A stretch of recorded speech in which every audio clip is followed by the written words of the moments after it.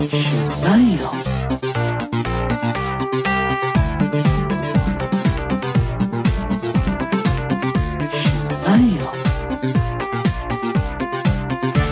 everybody, and welcome to episode 276, Tromboners of Comic Book Queer's Legacy. I am your host, Brett, and with me, he wasn't at New York Comic Con, but with me now is Evil Jeff. Hi. Hey, how are you doing, Brett? I am good. I don't want to lead with how I'm doing, but I'll get there eventually. But just in case the people who sent me my New York Comic Con press badge are listening, I don't want to start with what I'm feeling. Okay. All right. Which is sick. Oh my God. I literally spent the weekend for my mom's 75th birthday. So I've been flying all weekend. So I'm also on like 2 hours of sleep. So I'm not sick, but I feel like I feel high. You know that, like, you're not 100%. What's that called? Punch drunk. That's what I am. Punch drunk. Slap happy. Punch drunk, slap happy. So I'm going to use it to my advantage and try to be funny for this little podcast we do. I feel like slap happy should have a different meaning. Like, it should be like, I'm ready to slap a bitch. I just remember, to slap a bitch. Did you ever see Mighty Aphrodite with Mira Sorvino? With Mira Sorvino. She's like, oh, that reminds me of that movie I did, Snatch Happy. Yeah. Yeah. I alluded to it. I was at New York Comic Con Thursday, Friday, Saturday, Sunday. Thank you to the wonderful folks at ReadPop who gave Comic Book Queer's Legacy a press badge. Nice. Well, we deserve one. Nice. We deserve one. We've been in the game for a long ass time. Bitch, in like 3 years, it will be, I'm not even going to do that math on air, but it'll be 10 years since we started back up, right? We're hitting that mark. Yeah, soon, but I was right? thinking like going back to like the Steve, Eric, and Lindsay days. Yeah. Oh, I'm sure we're already close to. Yeah. Oh, that'll be like 20 years. It'll be 20. Podcasts have been around for 20 years. Yeah. That's weird. Remember, like, they kind of disappeared and then Serial happened and everyone was like, oh, we love them again. I know, because women love murder. Women love murder. And I love a good Comic-Con. So, okay, first of all, what here? All right, I want it. I guess, I mean, unless you have a specific way you want to tell it. I was wondering, like, before you get to I'm sure there's crazy details, but is there any like actual overall things that you want to go over? Okay. And if there's ever a question you want to ask me and live vicariously, please feel free. Like, were there a lot of trailers and stuff like that? Yeah, there were. And so overall, what I want to say for the experience is it's like the best fucking weekend ever. It's just so joyful being there. I went all 4 days. I have to say this year, I thought the photo ops, of which I did 3, were particularly organized. Okay. I just thought overall, ReadPop, I think, has learned a lot on how to run the Comic-Con. And I guess because that's kind of what you do for a living. Do you analyze these things? Well, yeah, I do creative direct events for a living. And I will say this, they need a creative director. Right now, it's all like production. They do. Like, they need somebody who's going to bring some vision to just like the overall through thread, like the narrative. Like, I think they could do a better job on what the walk-in loops are when people are entering a room. You know, like, it would be cool if they had like a tech person in each room that would play walk-on music for people. Like, I just think there's little details that. Are you throwing your hat in the ring for this job? ReadPop, if you need an executive creative director for events, which is what I am at another company, give me a call. I just think there could be more of a cohesive vision, although I think it's great. But there's just a few rooms. I was there with a woman I work with in the industry. And she's a producer, like a stage manager, a show caller. And she and I were just giving each other notes the entire time. Like, oh, they should have done that. Oh, they should have done that. But that's not what we're here to talk about.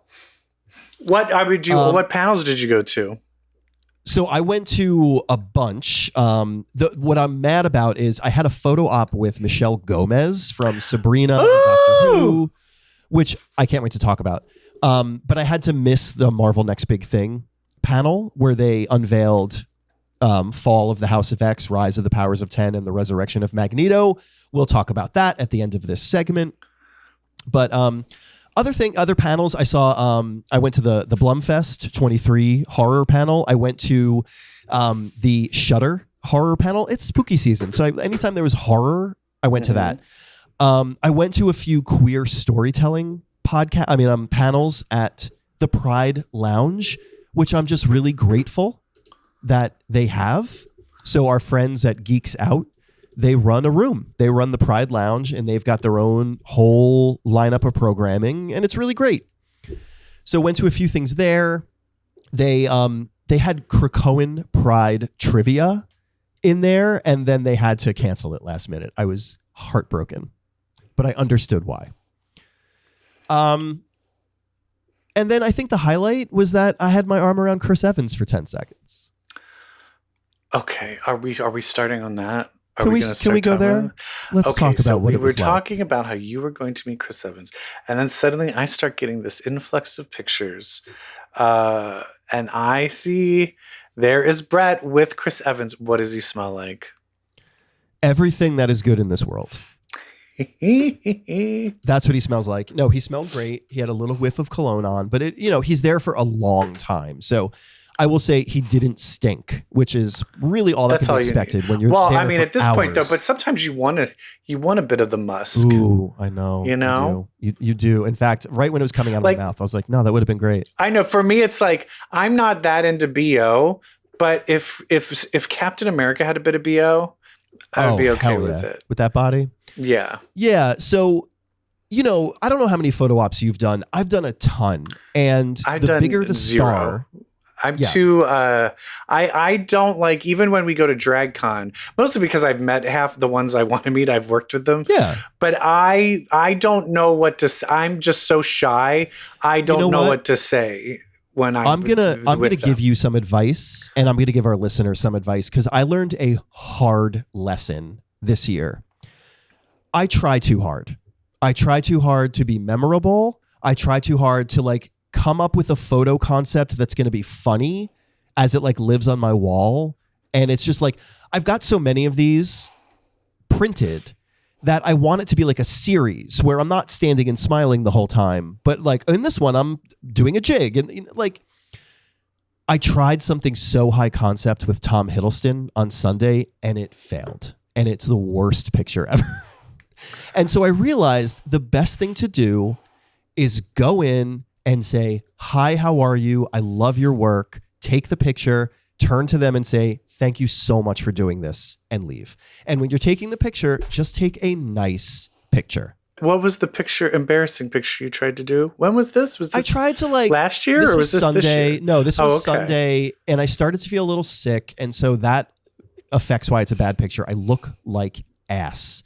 I look sick in the picture, and I might have given Loki COVID. I don't know. Probably not. I was masked the entire time. What happened was Sunday, I started to feel a little sick. I took a test. It was negative. So I went and I did my Tom Hiddleston photo op.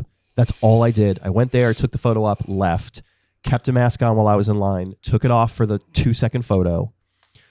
But I also tried to hold up a playbill from the play he did, Betrayal, and try to do a smoldering shot as if we were the two leads in that play, and it just failed miserably.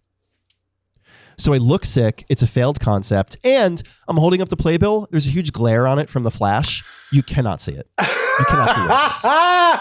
I love it. So but in the end, that is going in the bin. I love it. Sucks. Oh I mean, that's a lot of money down the drain. How is Michelle Gomez? Incredible. Wait, let's go back to Chris Evans. Oh, okay. Oh, there's more? Oh my God. I haven't even talked about it. The bigger the star, the more secluded they are. Yeah. So when you're you're in line, they're hidden behind two different doorways, and exactly. There's corridors so and pipes and built drapes. Up. Yeah. So Michelle Gomez, you're probably 10th in line, and you're oh my God, there's Michelle Gomez.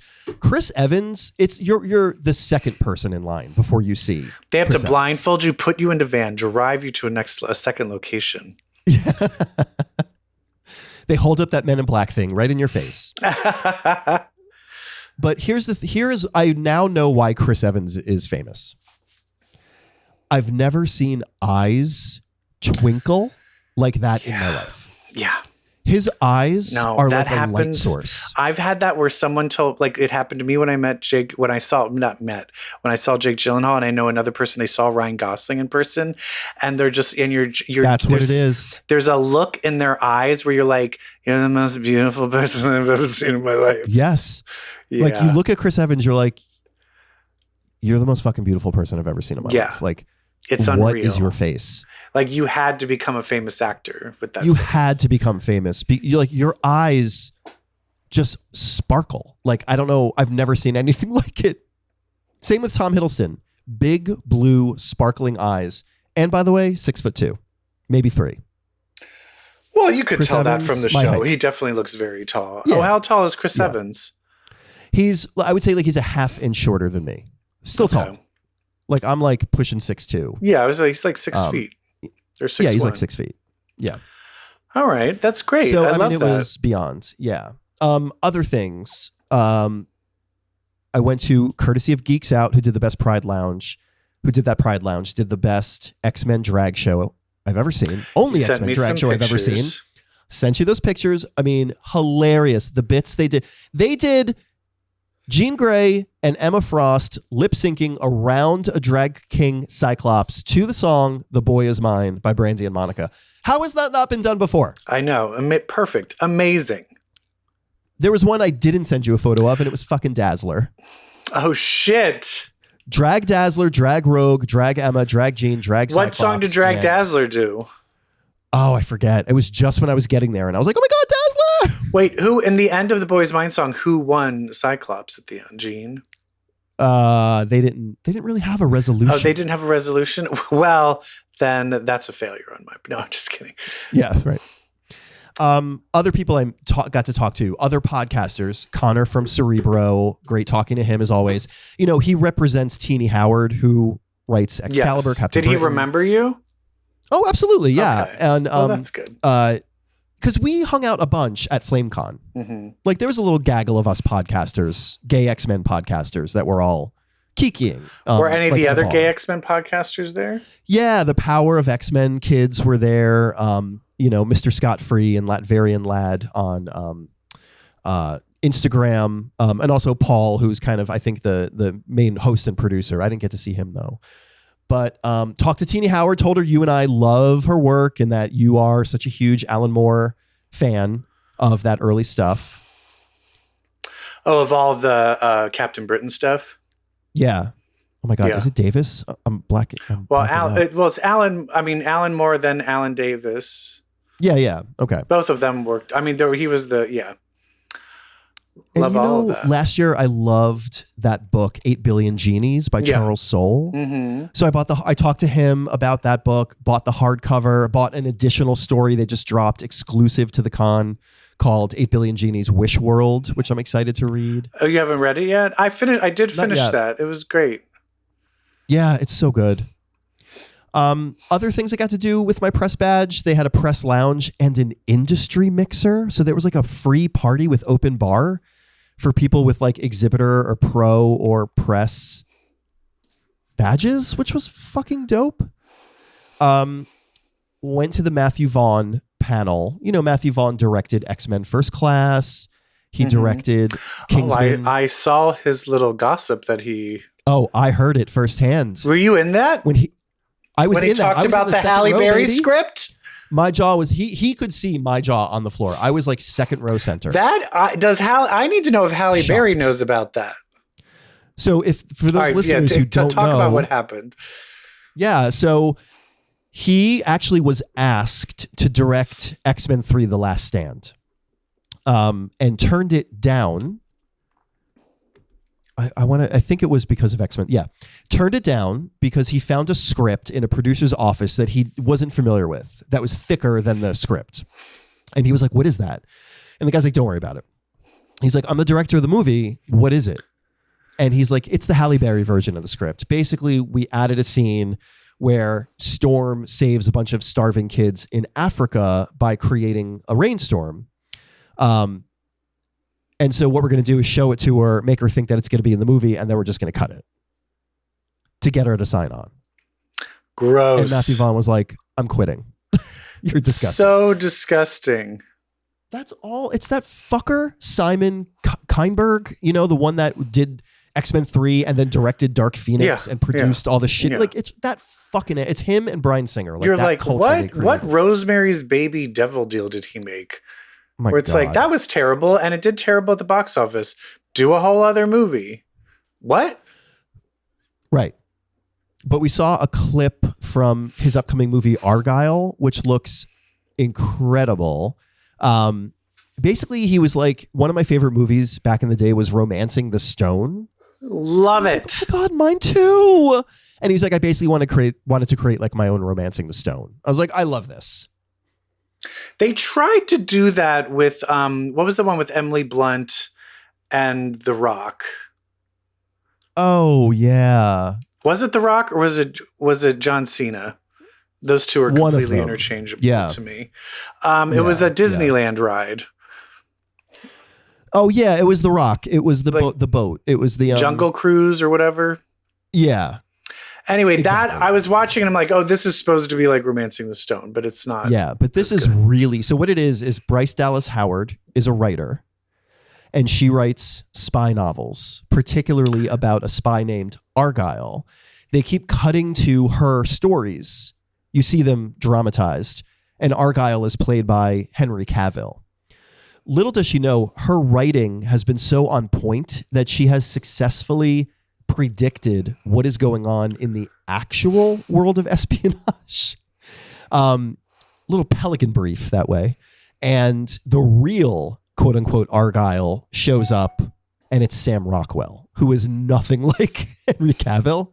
Love it. And then he takes her on like a frolicking adventure. Yeah, that's right. I think you had sent me some, I saw some pictures of it. Is it released yet? No, I think it's, I'm not sure when the release date is, but you can check the trailer on YouTube. Yeah. Cool. And then the final thing I want to promote is this was one I did actual interviews with. Like I got to go to the interview roundtables because I was so fascinated with the screeners that they sent me. It was HBO Max sent me screeners of a show that's premiering this week, Thursday, called Scavenger's Reign. It's an animated series based on an animated short called Scavengers that was on YouTube from 2016. I've never seen anything like it. It is the story of multiple people who are shipwrecked on different parts of an alien planet.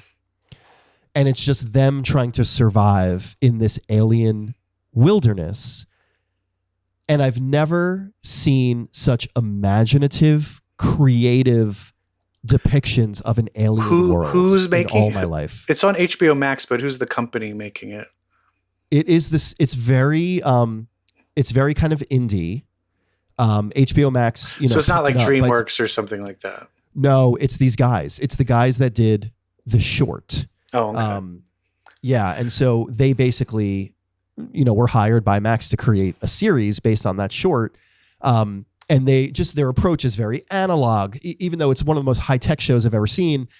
It's steeped in like Foley art and really raw voice actors, who are like giving vocal performances you wouldn't expect. Like there's a droid that is the most human sounding character of the entire show, which is interesting. But just the way that they depict the physics, the wildlife, the plant life, the animals, how they're learning the functionality of this biology and this ecosystem and using that to survive and maybe even get off the planet. It's really good. I urge you all to check it out.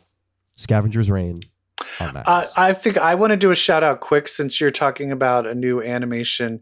Also on Hulu right now, there's a new show called Fright Crew, Crew spelled Krewe, about a bunch of teenage kids who in Louisiana in the bayou with all the voodoo magic and some voodoo blood gets spilled on a tree. and all of these people get voodoo, and this group of high school kids get voodoo powers and have to dope. stop an evil crew. And and some of about 3 episodes, I believe, are directed by none other than my fiance. And this is through DreamWorks. Yeah, he worked on it last year, and it's finally being released. Yeah, yay! So if you want to see some stuff that my partner did through DreamWorks, that is now on Hulu.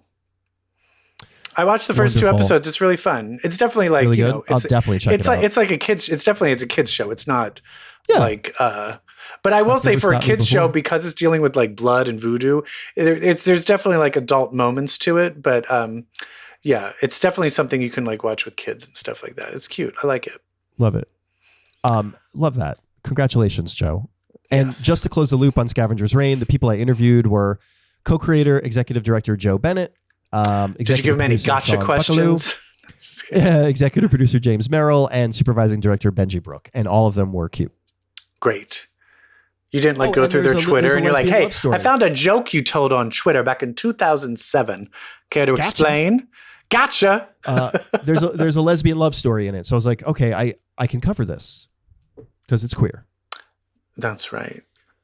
So and you're like, hi, as a gay interviewer, I just want to ask, why'd you put lesbians instead of faggots in it? Instead of gays. They're like, because he was like, because we hate faggots like you. And I was like, fair. And fair. You're like, we are the worst. We are the worst. Speaking of the worst, I think the thing I want to end on and segue into our next segment is, yes, the Marvel Next Big Thing panel announced Fall of the House of X, Rise of the Powers of 10, and the resurrection of Magneto. They've even dropped a trailer. But let's hold off for a second. I think that's how we'll segue into when we talk about the actual X-Men comics. I think you need to talk about how you ended your Comic-Con. You. Me personally? Yeah. How did it all go? I thought it was great. I shouldn't have went on Sunday. Turns out I do have COVID. I tested positive this morning. No, honey girl, everybody has it right now. It's crazy. And everyone I asked that has it was about to get the booster. So were you about to get the booster? Yes. Yes. Friday. They really fucked up. These boosters, everyone was saying these boosters should have been released like a month earlier. Yeah. Anyway. It's unfortunate. I think a lot of people probably got COVID. People were not masking that much, although I would say probably like 20%, 15% of people were masked on the main show floors. Yeah, I was on a plane and I wore my mask because it's like in that cooped up plane, I'm like, I don't trust any of y'all. The Pride Lounge, many people were masked. And I was like, go ahead. Except that when they had to pull it down when they were like sucking cock and stuff like that. Sucking dick, yeah. Actually, they cut a hole in it. So ultimately, I love it. You know what I wish? I wish that there were more digital experiences. Like many years ago, I got in line to boop my badge on a big animated computer thing. And I won a meet and greet with the cast of Riverdale there on the spot. And it was one of the coolest things that ever happened. I want more things like that where like you can scan, it's called the XP experience. Like you can scan your card. I would like to see that digital undercurrent of the con beefed up a little bit more and just be more prevalent throughout. That's my only criticism or my only wish. But overall, best time, talked to great people, met great creators, got access to some really cool shit. I want to try and go. The only thing I missed was you. Yeah. Although if they're so close together, I don't know if I can do FlameCon and New York Comic Con both so close together. Well, what if we do, you come to FlameCon and then I'll come to San Diego, maybe. Oh. I don't know. All right. Well, let's talk about this new Marvel stuff. Marvel Next Big Thing. Marvel Next Big Thing. Do you want to talk about any non-X-Men big things? No, I don't know what else they announced. Well, did they announce the Ultimate Universe? Yes, I know nothing about it. From what I see, do you know who's creating the entire Ultimate Universe and overseeing it? Hickman, right? Jonathan Hickman. So guess whose ass is probably going to be reading all that? It is weird that they're doing a new Ultimate Spider-Man, but it's just so weird. They're like, here, let's create Ultimate Spider-Man. He's so popular. We're going to end the entire Ultimate universe and bring Ultimate Spider-Man into the Spider-Man universe. And then 10 years later, psych, we're going to make the Ultimate universe again and make another Ultimate Spider-Man. And then we're going to bring him over, or her, into Spider-Man. And it looks like for the X-Men, destroy it. I'm just looking through here. It looks like, what is that Japanese artist, that female Japanese artist who was doing some of those X-Men, like one-off stories? Peach Momoko. Peach Momoko. It looks like, just based on the cover, it looks like she's doing Ultimate X-Men. So that might be interesting. Great. Interesting. Okay. What'd you think of the trailer?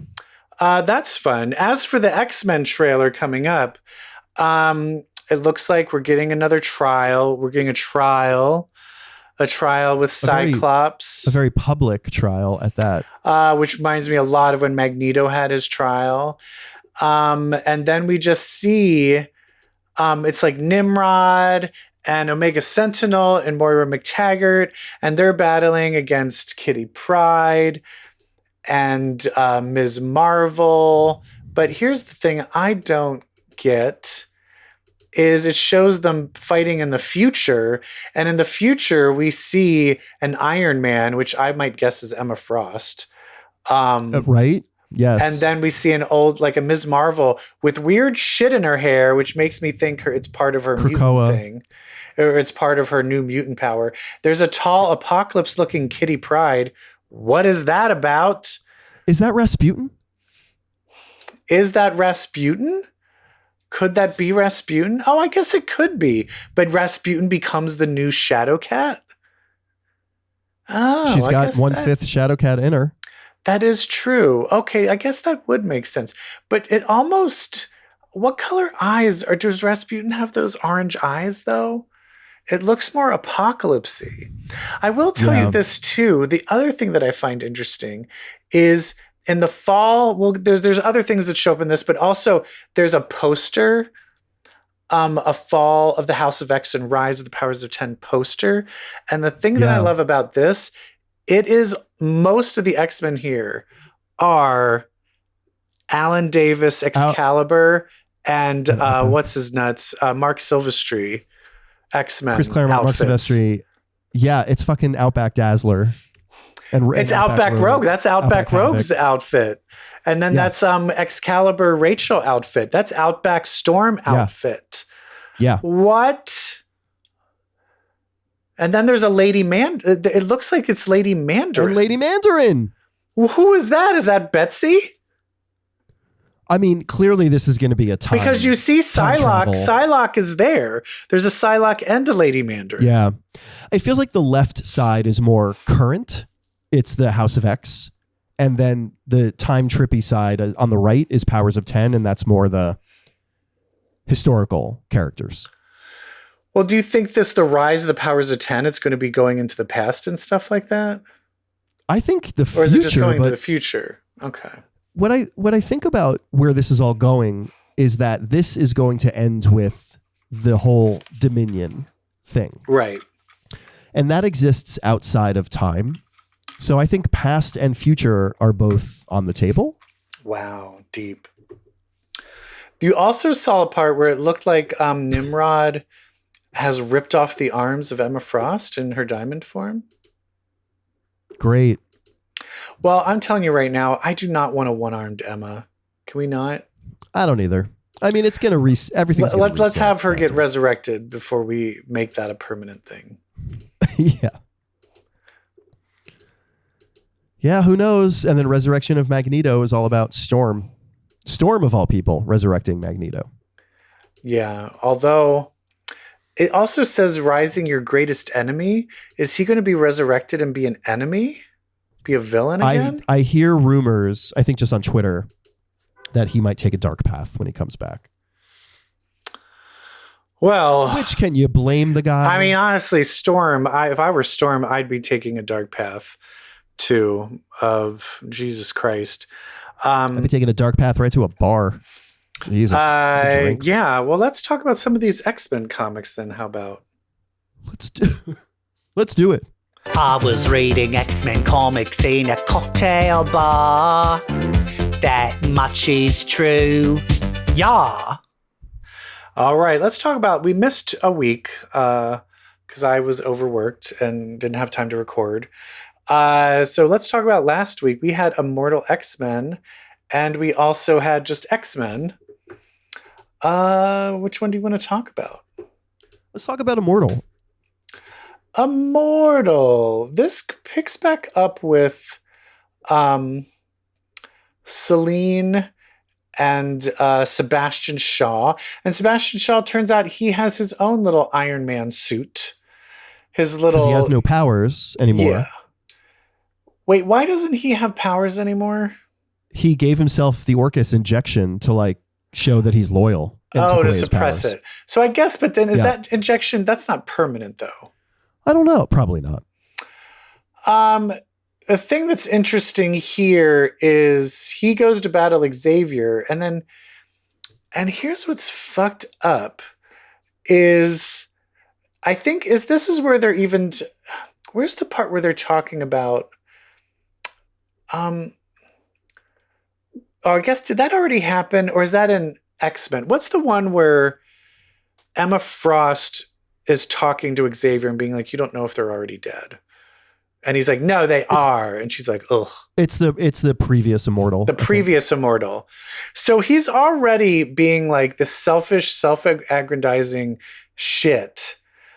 And we'll see in a minute how Xavier basically completely betrays Emma and the X-Men in this issue. And it really pisses me off. Why? Because he's like, hey, Emma, I need to talk to you. I'm in a fight and I need some help. And she's just like, oh, are we talking again? Whatever. And he takes all the information and is like, here's how for you to destroy Emma and Fisk and get the Hellfire Club back if you'll leave me the fuck alone. He's fucking her over. She gives him an update. I don't know if I agree with he's fucking her over. She gives him the information. So you think she did it on purpose to have him get fucked over? I think she's cool with pitting Shaw and Kingpin against one another. And okay. All right. Okay. Yeah. Okay. Right now that isn't overtly said. So I never give Xavier the benefit of the doubt. Yeah. That was my, basically I think Emma would be okay with distracting both Shaw and Kingpin by having them fight. And then the other interesting thing is he's like, you've changed, Xavier. I knew you had it in you to kill all of those Orcus guards. And he's like, I didn't kill anybody. I love this. And we're just let's just continue this plot line and then we'll double back over to the B story. But Xavier then goes down into Sinister's lair and there he sees... What does this mean? He's looking into a mirror. There's a diamond on the mirror, which is showing up on his head. And it says, don't kill yourself, please, with the little Cyclops monkey next to him. I think that Sinister is, let's start with the basics. Sinister is alive. Well, I mean, Sinister he technically was in the hole, right? Yeah. So he's clearly escaped. He's escaped. He has a plan that he needs Xavier for. Yeah. So he's like, don't kill yourself, Xavier. He's still got his Cyclops monkeys, which is great. But now Sinister and Xavier trying to work together. The thing that though is if anyone might have an actual redemption and could be trustworthy now, might be, Sinister, strangely enough. Listen, I've been saying with these other three, I think we're going to see our Sinister learn from what he did in Sins of Sinister and take them down. I really do. And then he'll go for the Dominion himself because he can't help himself. But I also want to know the diamond that's written on the mirror that is just beautifully strategically placed over Xavier's head in his reflection. Does that mean there's a little bit of Sinister in there still? That's what I think people are thinking. Is this like a Gen V thing where that I don't know. Xavier's getting mind wiped? Is Sinister taking over? Is Sinister? Xavier? Oh, so it may, or that's the interesting thing. Did Sinister actually not escape? And that's just Sinister's inside of Xavier, and that's who's doing it all. Right. And Sinister could technically still be in the hole. Like Xavier turns into Sinister every once in a while. And that's what I love. That shows you a good story. You don't know what it's going to be. And I'm excited to find out. But meanwhile, we have... in what Brett predicted to be the White Hot Room. In the White Hot Room, Hope, we don't yet know it's the White Hot Room, right? Yeah. Right. She finds Jean, and Jean's all like, no, I know what I did wrong. Basically, Jean is like saying her comic book. It's the lines from her solo series. And so they're just like, what's going on? It looks like she's like in the White Hot Room. What's that about? What's the White Hot Room, guys? Like, what's that? Which, I'm sorry, you're telling me that Hope doesn't know what the White Hot Room is? Like, well, the other Phoenix avatar? No, because she rejected the Phoenix avatar. She's like, I don't want anything to do with Phoenix. Yeah. So maybe they're like, hey, why don't you read up about Phoenix? She's like, no, I don't want to. But in the White Hot Room. But here's the other thing Jean. Jean is there with all these Wolverine clones, which aren't real, but Jean is real. But they're there with Apocalypse. But Apocalypse is showing up in X-Men Red, so that Apocalypse is not real, right? He says in the beginning, I am not Apocalypse. But they don't know that yet. But who is that then? I think these are manifestations of, say it with me now, the Phoenix. Oh, okay. The White Hot Room is like the home of the Phoenix. So I would imagine the Phoenix Force has complete dominion over what happens here, what manifests, what people see. So this feels like it's the Phoenix fucking with people. I will say it's so perfect that it's called the White Hot Room, because that once I started bottoming, that's what I've called my butthole. There's room for everybody. And you started bottoming like last Tuesday, right? Yes, only last Tuesday. Here's a little side note. Speaking of bottoming, did you go right into butt sex when you came out? Or did you have to like ease yourself? Like it's first blowjobs and first hand jobs, then blowjobs? Or like the first person, gay person you were with, did you do butt stuff? No. Okay. No. Yeah, it took a little bit. Yeah, the thing that I find funny, which this is reminding me of, and what is the show without tangents, is that the porn I watched, I would not watch butt stuff porn. I would only watch blowy porn. Oh. Because I thought it was gross. Because I didn't do that. And then one day I did it. And then I was like, pull out those VHSs. I need to watch that butt stuff again. And then I was like, oh, okay. Like I had to do it first before I liked it. Exactly. I mean, that's true with so many things. Yeah. That's why. Try it. Maybe you'll like it. Don't knock it till you try it. Don't knock a bottom. Don't diet. Until you've walked in a bottom shoes. Yes. Although I'm not a bottom. I am all verse girl. Great. You're like, great, whatever. Anyway, regular X-Men. Yes, regular X-Men. So that was Immortal number 16. And this is X-Men number 27. 27. We get Kitty Pryde sneaking in, finds Juggernaut trapped in a cell, but it looks like he could easily escape, but Juggernaut can tell it's connected to somebody. And it's connected to like Cyclops' spine or his neck. It looks like, I think it's his spine, so it'll just like rip his spine out. Great. I wish Kitty was like, it's just Scott, do it. Just escape.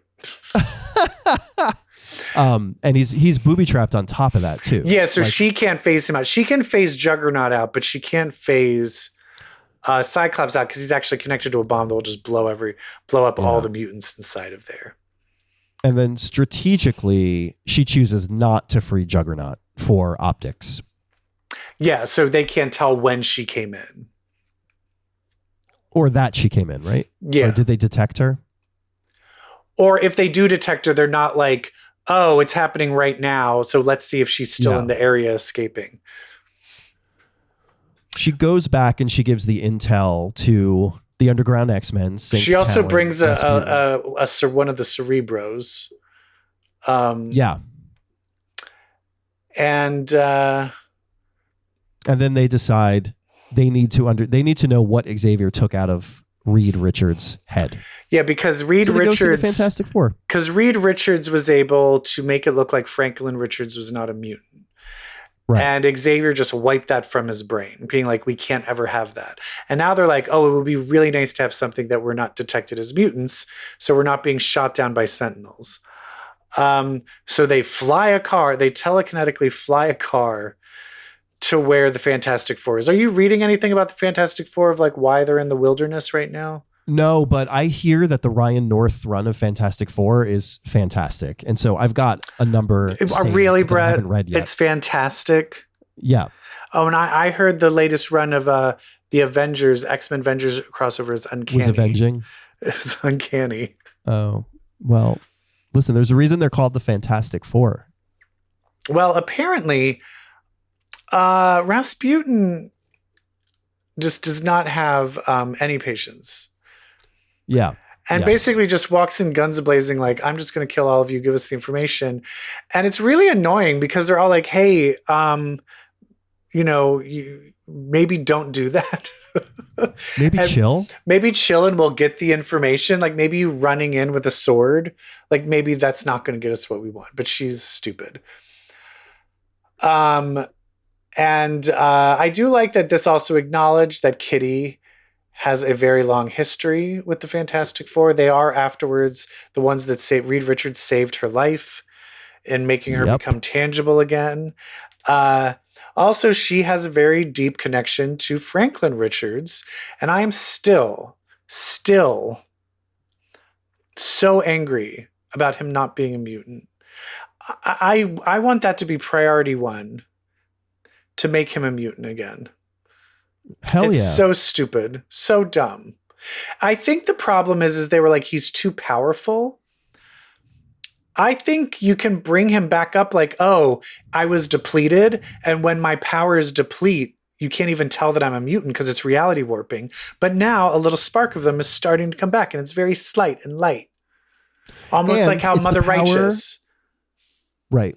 It's the power I displayed when I was a little kid and used to hang out with Power Pack. And my name was, I forget, but he basically just did astral projection. Start there. Do that again. It was his only power when he was with Power Pack. Yeah. I know. When he was make him a little boy again. When he was a little funny face. Yeah. What was his name? Was he Tattletale? Oh, Tattletale. Oh my God. How'd you do that? I don't know. That I have the most useless information in my head. Then people will be like, "What's my name?" This person you like met 10 times, and I'm like, I don't know. But I'll tell you, Franklin Richards in the 80s was Tattletale. Yeah, I will say I read all of the Power Pack. I love the Power Pack. See, you and I are such kindred spirits. So did I. Yeah. Because it tied into Fall of the Mutants and Inferno. Yeah, that's what got me into it. Yeah. And Mutant Massacre. But it looks like back to X-Men, fucking Xavier, he's a good psychic. They cannot dig into it. They can't get into it. No. But then he gives them an idea. Ms. Marvel says something and it gives him an idea. And he's like, oh, just because he took it away doesn't mean I can't think of it again. I can't figure it out again. And then he was like, wait, you just sparked something in my brain. I think I can figure it out now. I know I used the Terrigen Mists. Yeah. And all of a sudden the Inhumans are relevant again. And then we cut to Dr. Stasis basically saying he's going to assassinate Juggernaut and become the new Juggernaut, Dr. Juggernaut. Cutting to Firestar hearing this and coughing out her tea or wine or whatever it is. Firestar, like, could you play it slightly cooler? Like somebody revealing something and you going, I know, right? Oh, I'm sorry. What? But I do like the cover of next issue. We've got Firestar fighting Juggernaut, so something's going to happen there. Yeah, cool. But then she's going to have to like. I think I'm interested if she has to like pretend to be on his side, but also have to somehow lose the fight so she can let him get freed. Yeah, which shouldn't be hard. Yeah. Firestar and Juggernaut, those are not compatible fighting power sets. Yeah, no, someone's going to die. Yeah. Because, I mean, is Juggernaut, is he invulnerable to heat? I mean, I know he's pretty much invulnerable to, like, probably pain nothing and can injury. stop the Juggernaut. Yeah. Not even some matches. All right, let's talk about Wolverine. Yes. So this kind of continues back on to him just, wandering around, going on, like, one-on-one adventures. And he decides to meet up with Captain America because he found out that Orcus is going to do an auction of all the Krakoan shit from the gala. Right. They like ransacked Krakoa and they're going to auction it off. And he takes Captain America and he's like, no, this is just like a two-man job. And I'm like, I don't think so. Yeah. I honestly subterfuge. But I do think the thing that's interesting is, I wish they did where I don't think it's that it's a two-man job. I think the only mutants that he actually knows where they are, he's not interested in working with them. Yeah, I agree.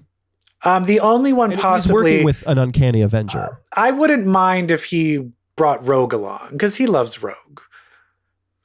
Yeah. He would have brought Rogue along, but I can imagine like that Talon and Sync. He's like, Well, also, no. Logan and Captain America go back all the way to World War II. To World War II, World War I, even maybe. Yeah.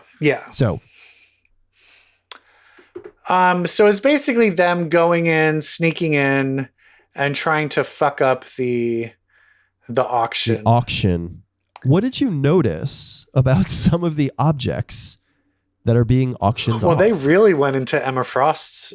It's a lot of White Queen outfits. They sure did raid Emma's underwear drawer. Yeah.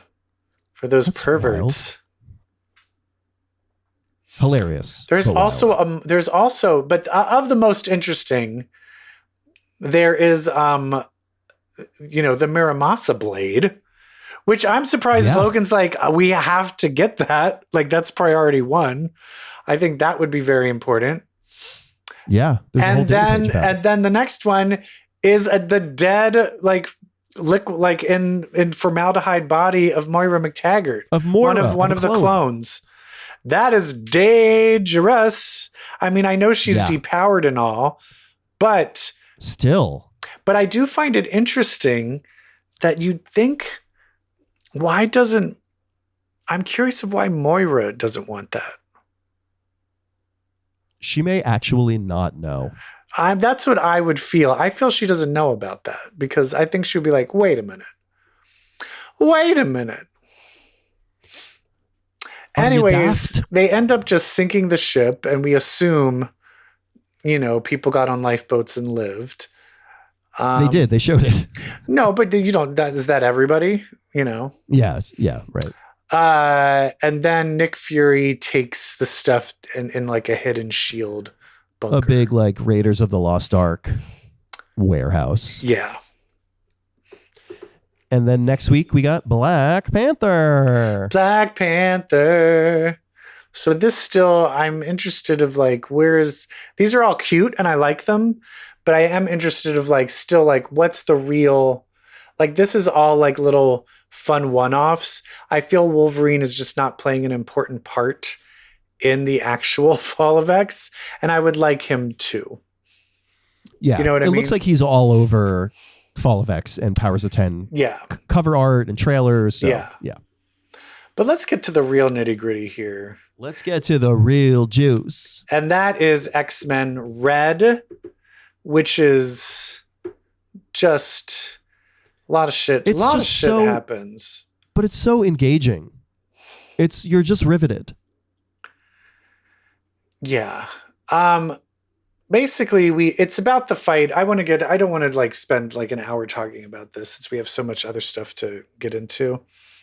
But I definitely see this is basically the four horsemen of the apocalypse, the actual children of Genesis and Apocalypse they did that Trojan horse and they're now setting on fire and then drowning and just destroying Araco and being like, we're the true rulers. And they're just awful. And I will say, though, this with everything, not to bring any bummer, but I will say with all of the crap going on in Gaza and Israel, watching these like, I'm going to genocide, now I'm going to genocide. And I'm tough. Just like, ugh, because this does bring it to that whole entire idea of who's evil, who's the evil. And this, because it's Storm is on one side, you're like, well, she's good. And those other people are evil. And go ahead.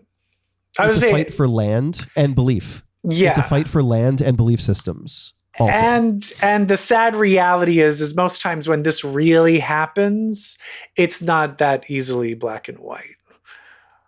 Like, we don't have supervillains like, I will rule you all. Like, it's not that easy. So it's so funny, like reading that and being like, oh yeah, this is a comic and this is different from real life. It's about war. And but it did depress me a little bit. Absolutely. But good Lord, they did not hold back with this shit. Because first of all, we have Uranus, where they get the thing to call Uranus for an hour. So they have that in their back pocket. But he's just like, do it. He's like, do it. Because he can talk into your head when you're holding the little cube. And he's like, hey, bitch, if you bring me for an hour, I will kill everyone that is not on your side. Oh, that is so tempting. So tempting. But he probably also will destroy most of the land.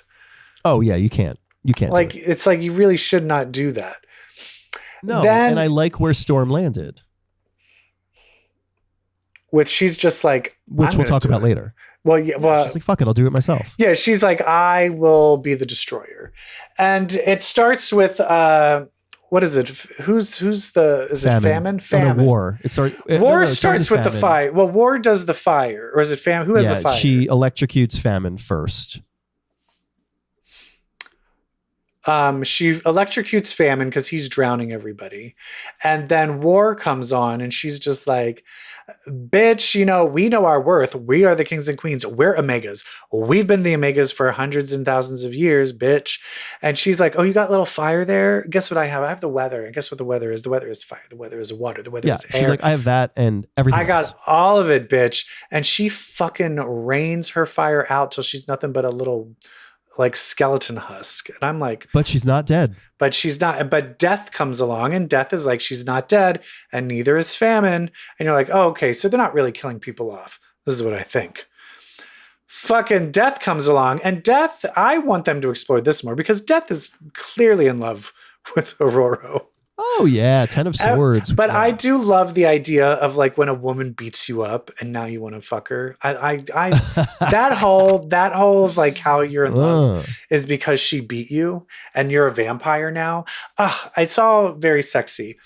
And I think him though is he's like, no, I want a rematch. You and me, bitch. You and me. This will be our last dance. But then in comes Pestilence, Mummy Pestilence, and tries to shoot her little wither arrow. But Nova jumps in and takes it and just withers away and looks like he's dead. They take him away, but how do you don't survive that? Oh, he will. How? He's Nova. Okay. Well, guess who did not like having his duel interrupted? Death. Death lifts up his head and looks at Pestilence, and she fucking gone, dead. That's gone. She did, right? She's fucking dead. And I will say the art in this real good. It's really good art. Yeah, it's really brutal and disgusting the way she withers away and dies. And yeah. Yeah, and then basically, Storm still hasn't killed people. She's sticking to her ethos, but Death, kind of, I think, has her back at this point. It's safe to say. Scissor shows up. She brings Aurora the Uranus trigger, which, Storm's like, maybe.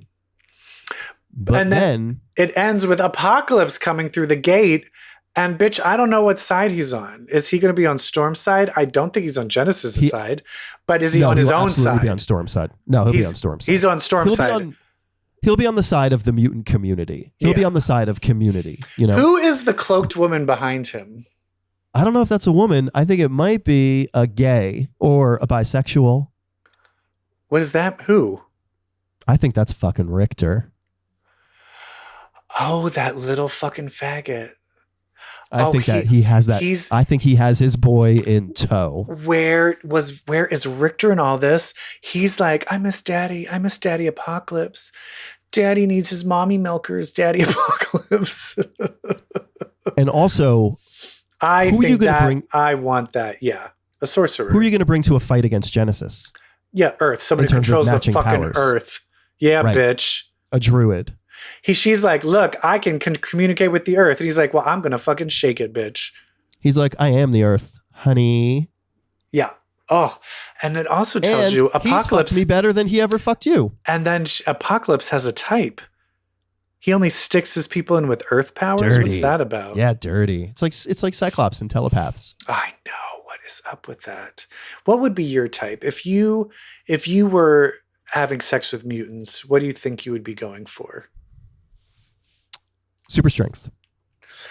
See, I'm scared that they would accidentally pop my head off or something during sex. Yeah, I know, but it's just they're always big and muscly.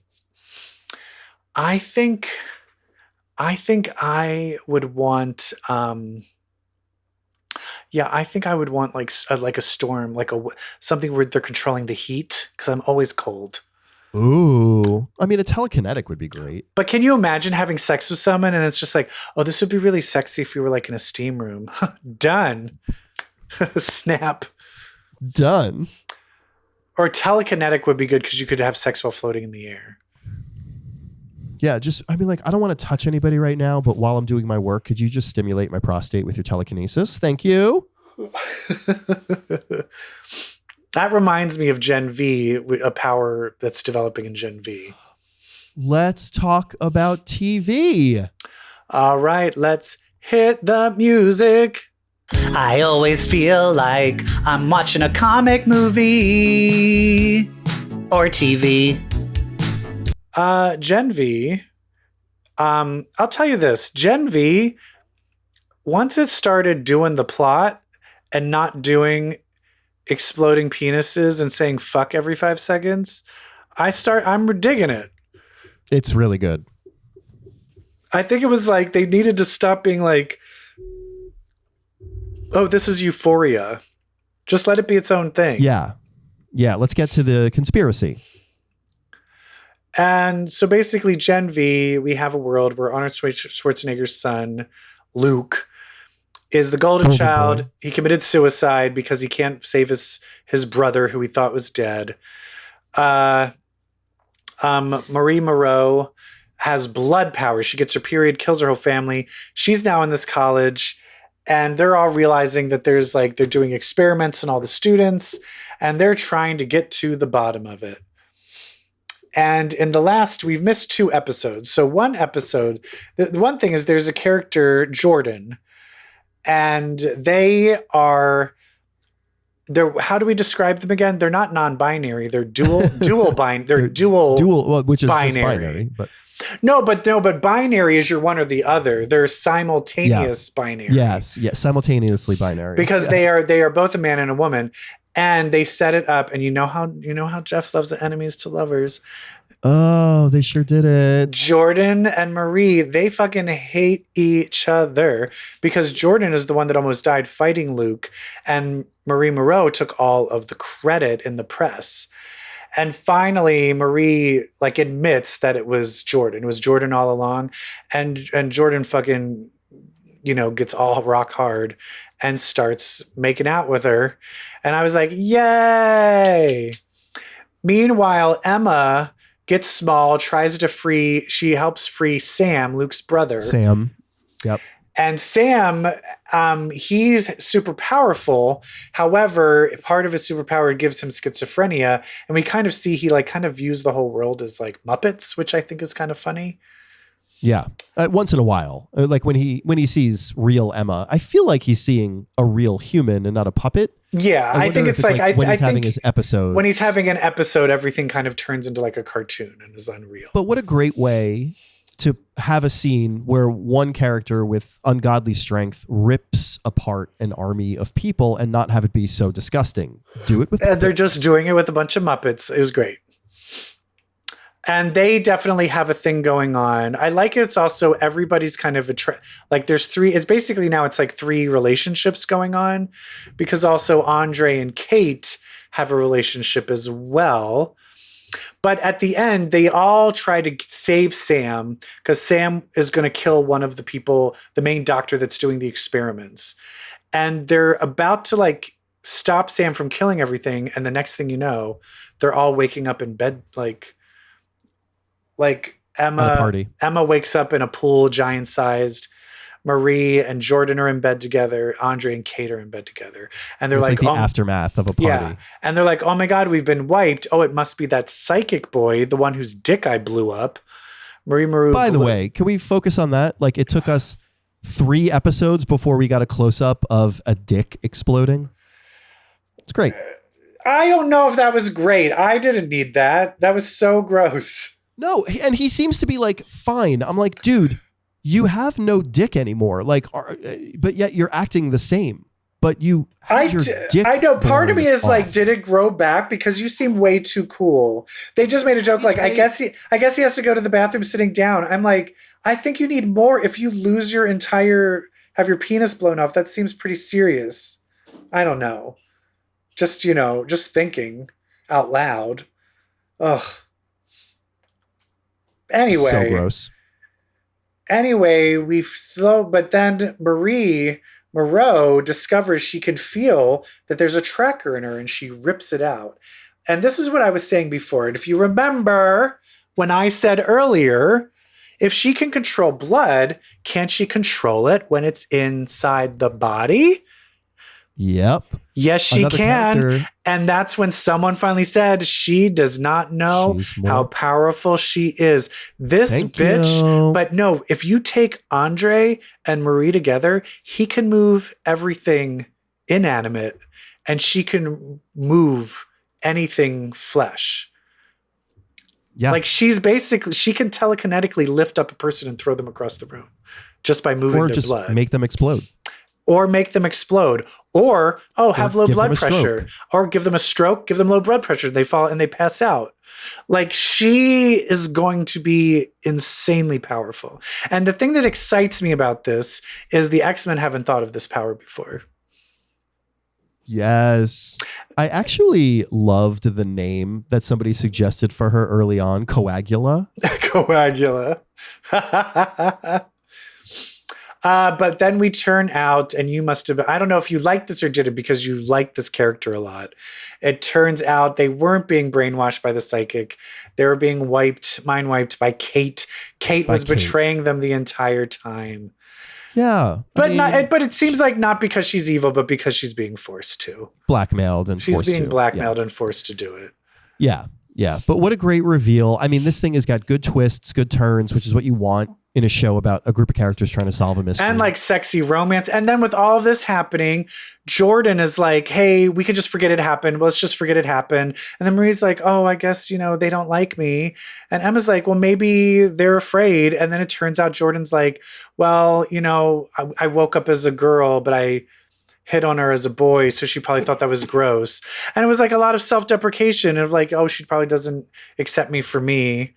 And it was all like, I was like, I like having that whole interesting relationship as well as all the superpower and the fights and all that stuff too. It's got really good relationships, really good character moments, like individual growth born out of those relationships. Great action, great mystery, great actors, great effects. It's a great show. Great. It's great. No, what else is great? I only wish Marvel could get there. Sorry. Marvel could get there. Yeah, let's talk before we hit Loki. Brett, you want to talk about this real quick? About the thing you read? Oh, the state of Marvel TV. Yeah. Yeah. So Daredevil, Born Again, got about less than half of their episodes, and it's a lengthy season. Last I heard, this was 26 episodes. Less than half of their episodes shot, and Kevin Feige took a look at them and scrapped everything and fired the people in charge. And this led to an epiphany that I wish Kevin Feige had a long time ago, which is if we're going to do TV, we're going to need to do TV in the way that decades and decades of the TV industry have established best practices for episodic storytelling. Marvel's approach, to dumb it down a little bit, has been to basically write a movie that's 6 hours long, not even, and chop it up into episodes and end on a cliffhanger. But that comes, and with such limited runs, limited. It also doesn't give you the satisfaction of each episode doesn't end very satisfactory. You need to end. Right. It's not ending on the right cliffhangers. And it's also, story. They're saving the stakes at the wrong places. Every episode needs to have stakes. And a lot of times you feel like you're just kind of holding over and just getting plot explanation in one episode. And then you're getting a ton of action in another episode. And you're like, no, it kind of needs to be evened out in every episode. And the thing is the ironic thing is they didn't realize that they did do it in WandaVision. The only reason they didn't realize that they were doing it is because the shtick of it is that each episode was supposed to be like an episode of television. Right. They sort of fell. And so they accidentally did it and didn't realize they were supposed to be doing that for every single show. And because of that television conceit in WandaVision, like not only did it affect how they contained their episodes, but they brought TV people on. Like WandaVision, I feel like was the only show that had true showrunners in the writers and directors who very much owned it. But the fact that it took them this long, and the fact that they're able to have Disney is slashing, they just did layoffs of animators. They're not wanting to negotiate with the actors, but they let Kevin Feige shoot half a series and then scrap it because he was like, "Oh, I forgot it's supposed to be a TV show." Huh? Yeah. That just is like insane. Like, what a waste of money. What a waste of money. Better late than never, I guess. But it's also why they won't negotiate with the actors, because they've spent so much fucking money. They lost so much money on this buffoonery. This needs to end. It's insane how it won't end. And it's all over AI. It's the final sticking points is the final AI stuff. Yeah. And it's kind of like, you're going to lose. So I don't understand why they don't just give in now. I don't know. I don't see what they get out of waiting, because it's very clear that it's the unions get all of the sympathetic press, and that there's nothing that you can do to flip it the other way. It's not working. And so if you don't have the sympathetic press and you're losing money by not shooting anything, what are you even doing? What's the point? What's the point? Idiots. Yeah. Anyway, I'm very excited for better TV shows from Marvel to come about. Because I will say, that said, Loki, which I did not think Loki was the best. I did not think Loki was bad. There was other ones. However, the second season, it also has some of those problems of it feels too short. I feel it ends on it doesn't feel like it ends on something super strong cliffhangery. It feels like we're still getting to it. I still feel like these first two episodes feel like Act 1, and that's not how TV is supposed to work. Absolutely correct. Another example. Last episode ends with Sylvie revealing that she's got some kind of device. Never is that device set up in this season. So I Googled it and found that it was He Who Remains Talisman, which has the following powers. That came out via the director having to explain it rather than creating context, setting it up, paying it off. Like, wait, is no... What it's talisman as in, wait, what was it that she had? What was it? What did it look like again? Exactly. It looked like a medallion. A medallion. And was he wearing that in the previous season? You think I remember? Okay. I thought you said you looked it up. No, yeah. My point is, I'm sorry, I wasn't yelling at you. I was yelling at Disney. I shouldn't have to look it up. Exactly. Like I shouldn't have to remember. Here's how dumb I am. I'll just ask if you're this. I was this dumb. Me and Joe for like 10 minutes were like, is the actor they went to, is he from the first season? Because his hair was different. I didn't recognize him. I didn't recognize who he was. Who are you talking about?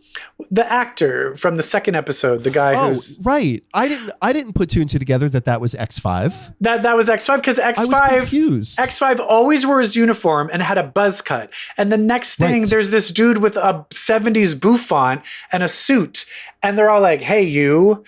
And I'm like, who is that? And finally they're like X5. And I'm like, oh, that is the same actor. Right. I mean, it does also bad. I think all white men look alike. So that doesn't help same. Either. But also like, give us a line in episode 1 where X5 says something about loving glory or loving fame, like just wanting to be loved by everybody. Like, give us a line like that so that when we see him, we're able to put two and two together. Yeah. That being said, know who's a revelation in this? B-15? Oh, no, I'm sorry. Ki Hoi Kwan. Yeah, OB. Yeah, Ki Kwan. He's so good in it. Taking this simple part and adding so many layers of characterization in it. It's one of those things where you're watching it and you kind of just see him just emanating. He just like emanates this likability and comedic and all of his stuff. And you're like, how has he not been working? Like the fact that he couldn't get a job for 30 years and he's so good. It just pisses me off. It's wild. But he's such a great character. Good. He's such a great character in this. You're immediately on his side. And what's the girl from Lovecraft Country? From Lovecraft Country. She's wait, what's her code name? Masaku? Oh, no, B-15. but she's B-15. B-15, Owen Wilson, Loki, OB, and then the nerdy guy who was in Crazy Ex-Girlfriend. Casey. Casey, who I also used to watch do improv at UCB all the time. So funny. I like them as like this little kind of like this is your They're Agents of S.H.I.E.L.D. team. You know what I mean? Yes. And that's the shame of Marvel's approach to TV and why the best Marvel TV show of all time was Agents of S.H.I.E.L.D. By the way, little tangent, I appeared on the Love in the Time of Hydra podcast, which can be found online, talking about Season 1, Episode 3 of Agents of S.H.I.E.L.D. with my good friend Jamie Jirak and her friend Tony. Anyway, check it out. But isn't it true that Agents of S.H.I.E.L.D. doesn't get good until like 10 episodes in or Agents of S.H.I.E.L.D. is good the entire time. Oh, you're just being paid to say that because you're in the podcast. No, it is. It gets better. Oh, well, if it gets better, then it means it wasn't good. No, it was good at the start. And then you're like, okay, where is this going? And then Winter Soldier happens. And the Hydra reveal happens. And so end of season 1 is the big Hydra reveal. And then from then on, the show is fantastic. I would say like it's like the middle of season 1 that it's like, okay, they're cute. But then you really get into these characters after Winter Soldier. Because it blows up their whole world. Yeah.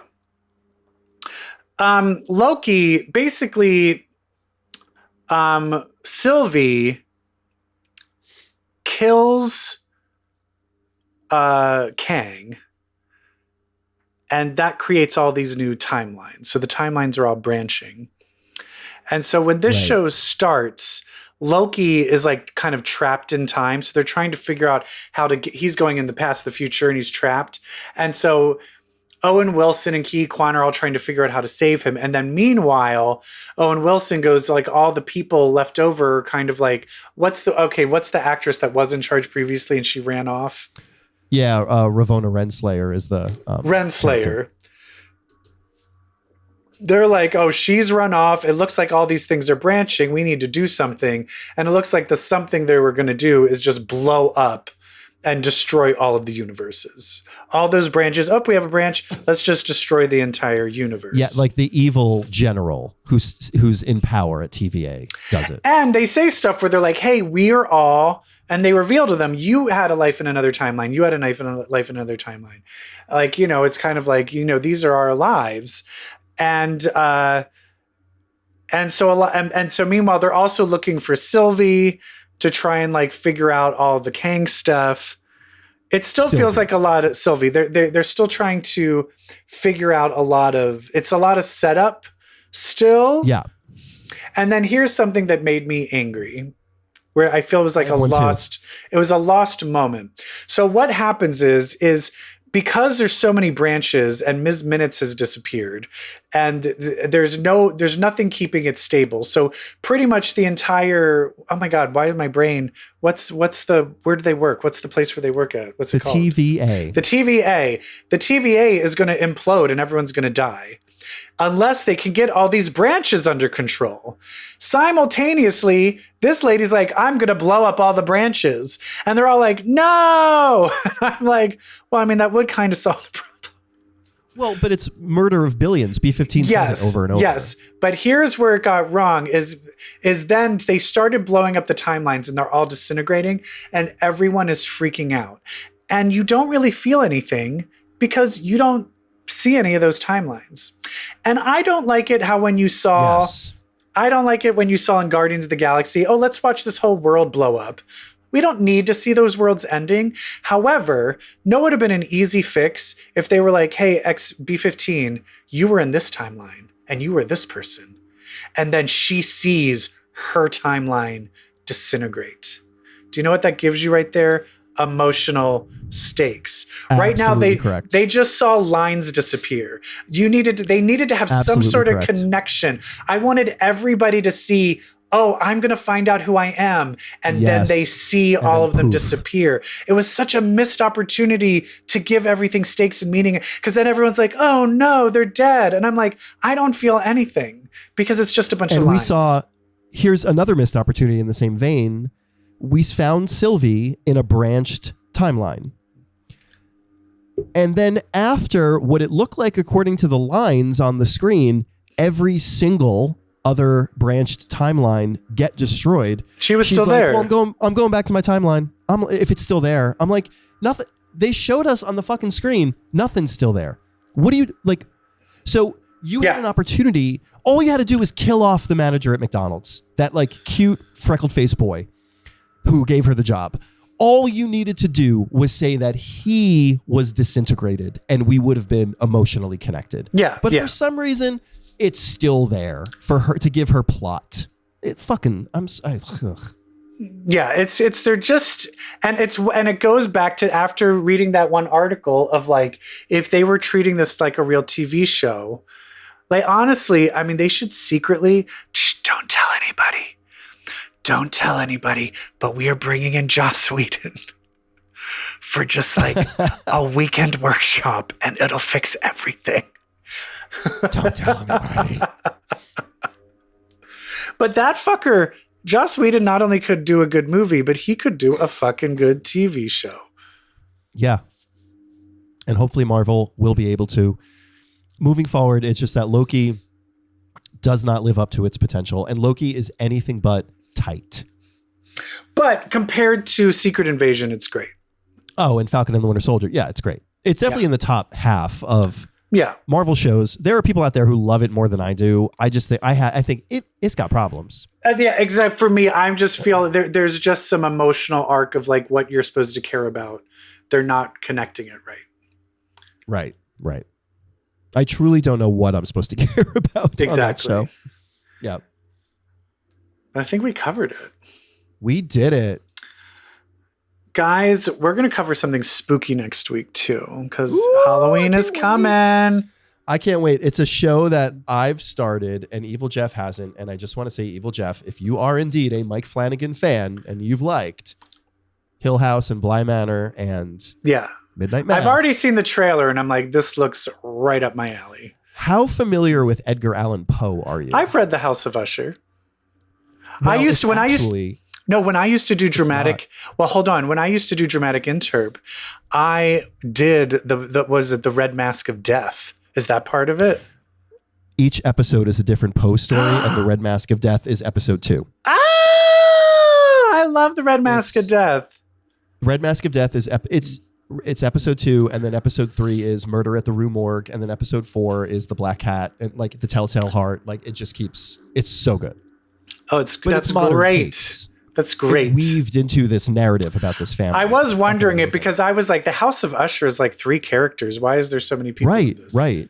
Yeah, no. And then the final episode, take a guess. Telltale Heart or the Crow, the Raven. The Raven. The Raven, yeah. What's the granddaughter's name? Oh, Nevermore? No, wait, what's Lenore. her name? Lenore. Her name's Nevermore. Lenore Nevermore. Nice to meet you. That should be a comic book character. That's a great drag name. Oh, that's a great drag name. Lenore Nevermore? Lenore Nevermore. Oh, girl. I'm putting that down. I keep a list of drag names that me and Joe come up with. We have one, Tara New One. Mildred Fierce. This is what Joe wants his drag name to be, is Megan Pancakes. Oh my God. And one I like, although this is kind of, maybe it's inappropriate now with the current events, but Frida Hostages. I always wanted to do a brunch show under the name Keisha Lorraine. Keisha Lorraine. Well, that was Miss Cracker used to be Brianna Cracker. Brianna Cracker. Oh. All right, darlings. That's it. That was our New York Comic Con roundup, our X-Men roundup of the past 2 weeks, and a check-in on some TV shows. And that's right, guys. I can tell you too, next year, I just have to warn you, if you want to go to Comic-Con every day and take a picture with Chris Evans and then party it up and watch X-Men in drag and then get COVID, well, I hate to break it to you, but that makes you queer. Bye. Bye. Damn.